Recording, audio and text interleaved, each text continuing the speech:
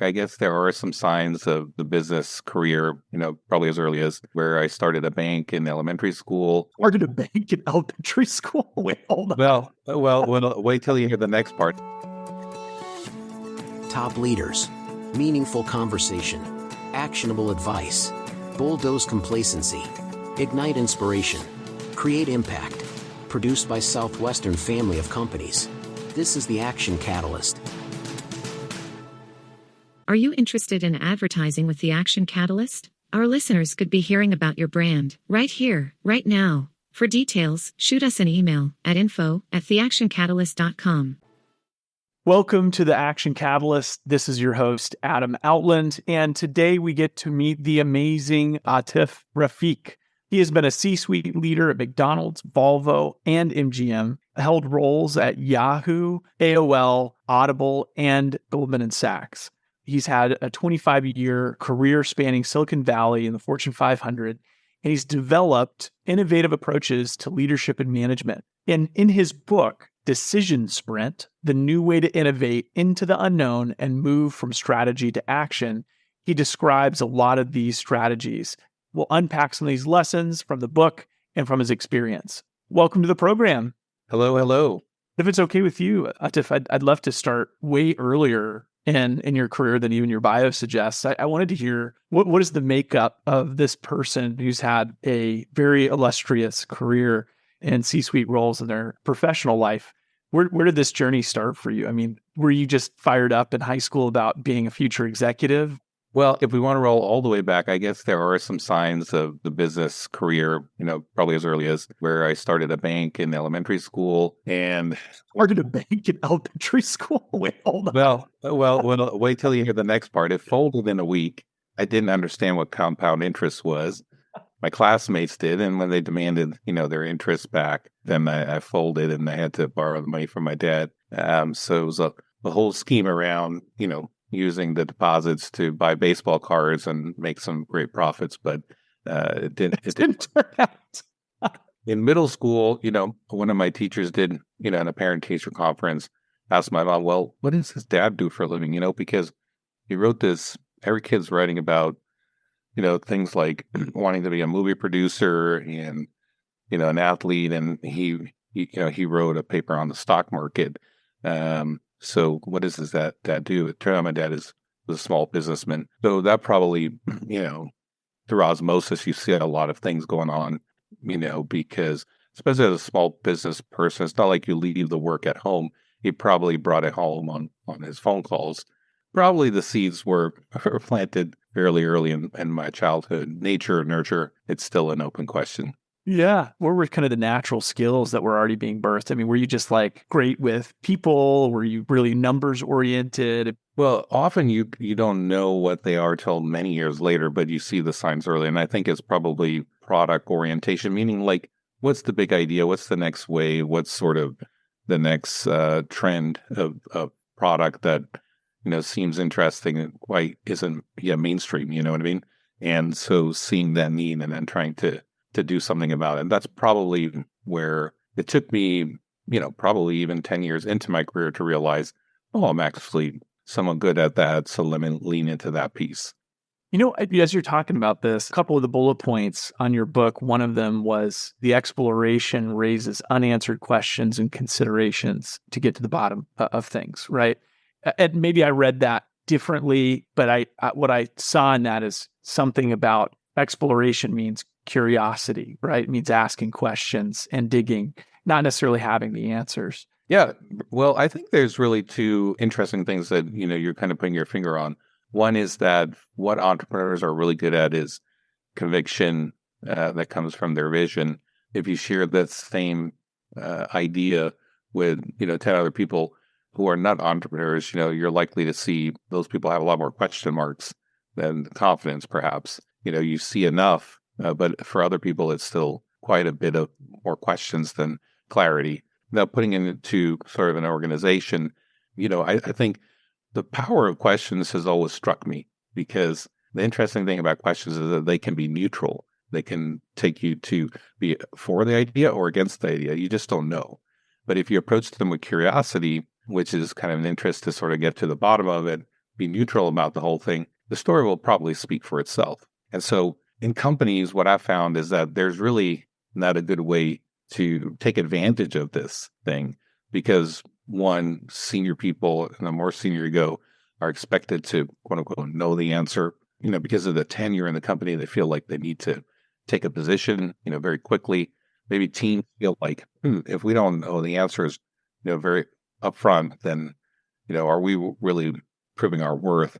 And so they're not given the space for the curiosity they need to really get to the bottom of what could be a promising idea. But of course, as soon as you go one level lower than the promising idea, you see a ton of questions. And so what I've tried to do, especially in my book, Decision Sprint, is provide teams and companies a way to create space for questions and take action on them. Yeah.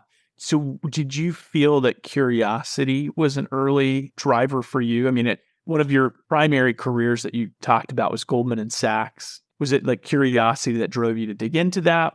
Well, I started my career at Goldman Sachs right after college. And, honestly, it wasn't a great fit for me because it was all about transactions and numbers. And I didn't really connect with the idea of a transaction as a product. It didn't cut it for me. I made a pivot, very early on. I wrote a letter, a snail mail letter to the founder and CEO AOL, Steve Case, who's a very famous person in the history of the internet. And he actually opened my letter, gave it to another executive, and I got a call, and I was early to the internet, which was a big break for me, because getting involved in a company like AOL before there was a Google, for example, that was very meaningful. And I was hooked. I was like, I'm going to do this for the rest of my life. It's going to be about the internet-based, technology. The curiosity did play a factor because I didn't know what to expect. I didn't really know what it meant to work outside, in an industry like that. I didn't know really where the internet was going. So from that perspective, curiosity did kind of help me get going in my career. Yeah. And, you had a beast, right? AOL was growing. It was huge. There was a lot of complexity, and you ended up in a kind of a corporate development and strategy position. I assume that meant you were overseeing a team and already building your chops in terms of how you managed and led a process. It was exhilarating and amazing, quite frankly, because being, in my view, and I'm very biased here, I think the most meaningful work that I personally connect with is product creation. Yeah, it's really about conceptualizing what is the product, what's the core product, what does it do, what's the differentiation, what's the sweet spot, what is enough to get it off the ground, and for people to want to say, yeah, let's please make more of that. So what point did you feel, if any, that you hit that career where you were really stretched as an individual and pushed, or where you feel like you hit a certain breaking point? And what was the lesson from that? Well, one that I would point to is the pivot from Silicon Valley. I went to, Yahoo and then Amazon, very much sort of familiar setup of an internet company. And this is the product that they make. And this is sort of how we, innovate on the product and manage the business. But I made the pivot to what you would call traditional companies, meaning their inception is before the age of the internet. They're probably not tech companies, really. But the future of their customer experience or the business model is now profoundly affected by technology, and they need to really probably rewire a lot of the guts of the company around technology. And so I became the first chief digital officer in the history of the Fortune 500, and that was with McDonald's in 2013. And so the wall that I hit was one that was cultural, where people haven't grown up in the internet age. It's not a digital native company. And it's not as much, okay, what's the latest idea? How do we spin up a team and see if this might, turn into a really high growth machine? It's a different bar for, vetting ideas and committing to them. It's different. Coming in from this Silicon Valley, you're probably like, oh, it's obvious. This is the next wave. Let's go all in and let's do it as fast as possible. But you need to bring other people along. And a lot of that is why I wrote the book, because rather than say, okay, well, we won't have big ideas and we'll sort of just think small because that's what we could get buy-in around. How do we maintain that high bar for ideas and do it at a quick pace? I had to invent new ways to accomplish that. And so when you came in this new digital strategy, where the people are just looking at you like, what's your job? Like, what are you doing here, man? Yeah, absolutely. I mean, and that's to be expected because at that time, Mark Andreessen had just coined the phrase, software is eating the world, but people didn't really know what that meant. And so the challenge was to explain, why does digitization matter to McDonald's? And so the way I approached that was to put it in familiar terms. So I would always start with the same sort of spiel where I would say, look, McDonald's over 60 years has been about three things: taste, value, and convenience. And people would nod their heads and agree. And the first two, I can't do anything about with, what I'm focused on here at the company. But the third one, convenience, that's something we've owned and we want to continue to own that in the future, right? And everyone would nod their head. And then the door would be open for the conversation around how can digitization make the McDonald's customer experience even better? So there, you overcome some of the question marks by really respecting the heritage of the company and putting what you're doing in familiar terms. So that was step one. The key thing is to take advantage of the collective intelligence around the table. Like, what would make this hard? How would it break? What do we need to solve for? And just really make that a specific step in the process I was trying to boot up, where the unknowns are something that we sort of kind of take inventory of, and then we actually spend time getting to the bottom of them. Because we're suspending judgment, we're creating space for what I call exploration, and then we're going to move on to the process of drawing conclusions or coming up with recommendations. When I shifted from Amazon to McDonald's, I tried to bring in Amazon's way of working, especially around a narrative into McDonald's for some of our more meaningful ideas.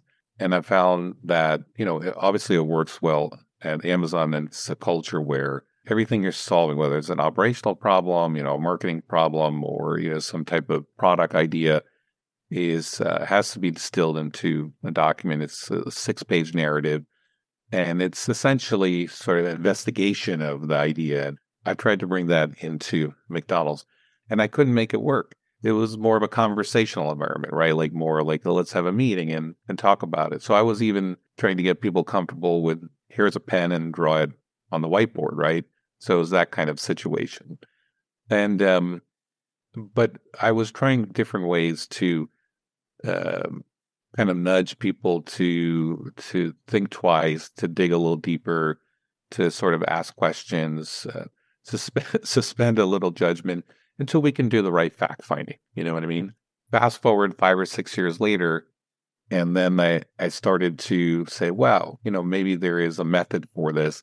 And so I would run my meetings in different ways where I would gather the right team and I would share with them a 3-step process where I would say, look, our first meeting is going to be this loose sort of brainstorm. We're going to whiteboard a lot. We're going to raise a lot of the important questions and subject matters. And you're going to feel like intimidated by the end of the meeting because you're going to feel like, wow, there's just so much we don't know.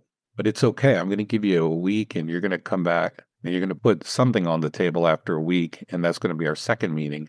And you're going to actually feel pretty good because you're going to say, hey, we see how this puzzle is starting to fit together. And then we're going to look at it. We're going to try and tear it apart. We're going to come up with the next wave of things we want to look into. And then we're going to have a third meeting and you're going to come in really confident and you're going to feel like, wow, we really, you really want people to question you because you've done your homework. You've done the detective work. You are really smart about every aspect of this and you can defend the recommendation that you have on the table.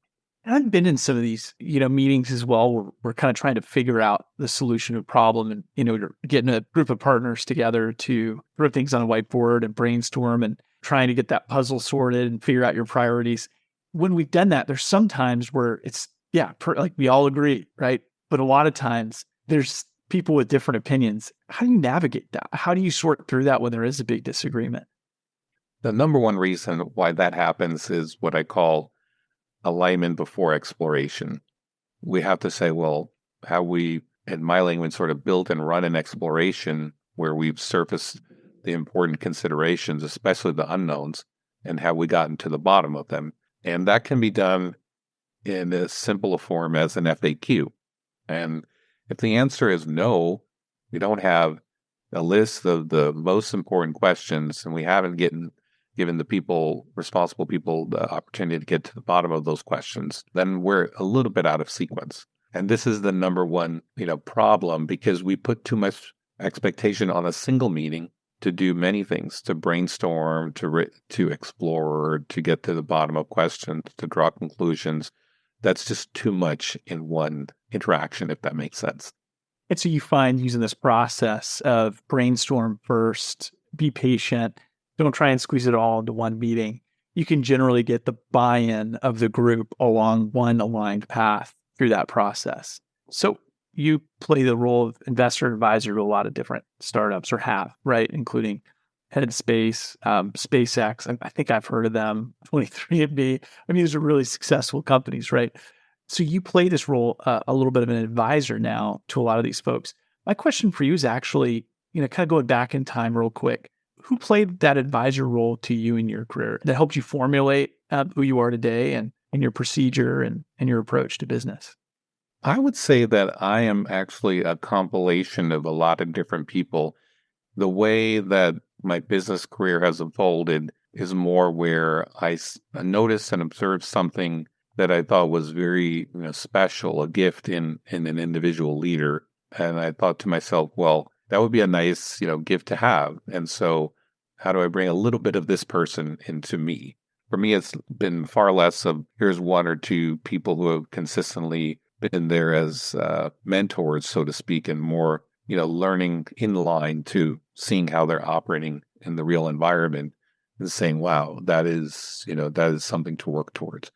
Actually have some recency bias here, but, going back to, let's say, Volvo, where the CEO, Håkan Samuelsson, was just a very deeply curious person, where he would not really worry too much about, well, how much time do we have left in this meeting? Or, are we going to hit our numbers?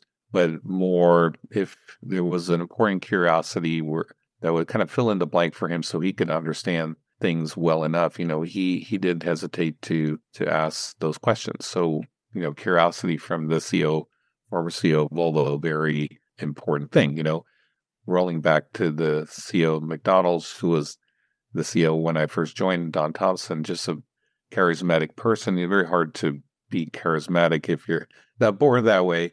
And he was and is. It's more like he just infected people with positivity. So there's some of that of like, okay, well, building people up.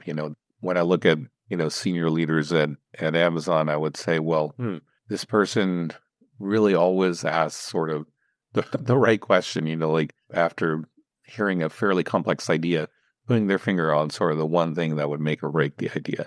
So thinking twice, thinking a little bit deeper, trying to synthesize all the information to like, what does it really mean? These are some of the people I've observed sort of out in my career. So it's been a lot less of, here's one person who I can always call and have a hotline for what I'm going through, and more of like, okay, well, what can I take from the environment around me? I really like that approach. I mean, it's kind of what mentorship in some narrative is, which is finding people and their golden nugget. No one's perfect. I think it's also a little bit in recognition that each individual does have some gaps as well. So you say, let me take this part of that person, but not the other, because you see that there are also flaws. Yeah. Can we talk about all the bad parts of the people you just mentioned? I'm just kidding. They're only good parts. They're only good parts, right? We're called the Action Catalyst podcast in part because interviews and conversations are helping our audience of entrepreneurs and business owners and people figure out how they can be action-oriented in their life. And so even your book is around this a little bit in decision-making and the team and alignment. On a personal level, what's a habit or practice that you have that saves you the most time each day or helps you be more efficient? I always give myself the luxury of, focusing on one thing and being, getting the most meaningful thing right now done as a win for the day. And when you take that mindset, usually you get several things done. You tend to get momentum in what you're trying to achieve.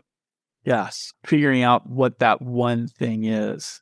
Right now, not from yesterday. Because another mantra sort of I live by is like, what matters most now? And it could be, different today than it was yesterday. And it's certainly not a function of what's the latest thing that came into your inbox or what's calling to, what's biting at you more. It's not, you need to sort of like probably take a step back and really reflect, like, what is the most important thing I can do right now for this team, for this organization in terms of my contribution, and then really just put a lot of energy and concentration into that. Knock it out of the park.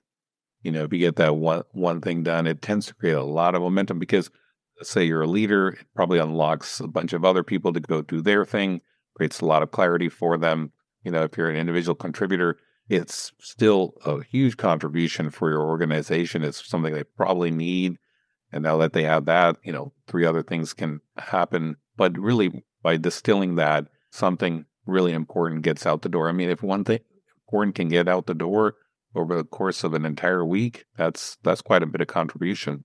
Yeah. And that almost sounds to some degree how your process helps organizations as well. That alignment principle of helping the team figure out what that one thing is. For sure. I mean, even when I talk about the mantra of exploration before alignment, as opposed to the other way around, it's like the order kind of matters, because if you surface the right, unknowns and you get your head around them, get the team's headspace around them, then the alignment's going to be easy. The decision making is going to be easy as well. I've been in so many decision meetings, and people look at like, wow, why did we have so much anxiety and think this was going to be hard?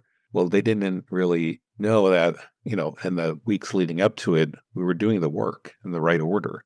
And we put so much, concentrated effort into the exploration. We took all the pressure off the decision point. Having some responsibility of leading a team and dealing with some of the roadblocks that come with that from time to time. I'm looking forward to reading the book as well. So for our listeners out there, check it out. Decision Sprint, the new way to innovate into the unknown and move from strategy to action. Atif, thank you so much for carving out a little window of time for us today and sharing some of your experience and how you came to some of these ideas. So I appreciate your time.